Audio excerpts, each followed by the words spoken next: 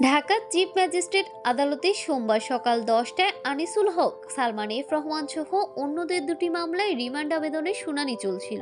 এই সময় আসামির কাঠগড়ায় দাঁড়িয়েছিলেন দীপুমণি। দেখা যায় দীপুমণির বাঁ হাতে কয়েকটি টিস্যু পেপার আর ডান হাতে কলম। দীপুমণি টিস্যুর উপর কিছু লিখতে শুরু করেন।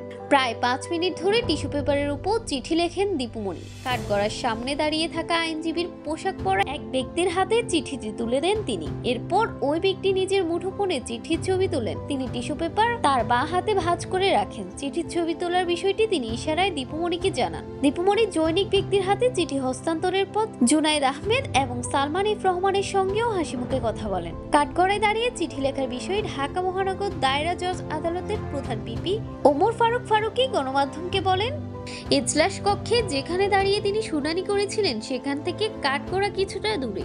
আদালতে অনেক আইনজীবী ছিলেন। জনাকীর্ণ আদালতে দীপুমণির চিঠি লেখার বিষয়টি তার নজরে আসেনি। দীপুমণির আইনজীবী গাজী ফয়সাল ইসলাম বলেন, দীপুমণি এই ধরনের কোনো চিঠি লিখছেন কিনা তা নজরে আসেনি, কারণ জনাকীর্ণ আদালতে তিনি সামনের দিকে অবস্থান করেছিলেন, শুনানিতে ব্যস্ত ছিলেন।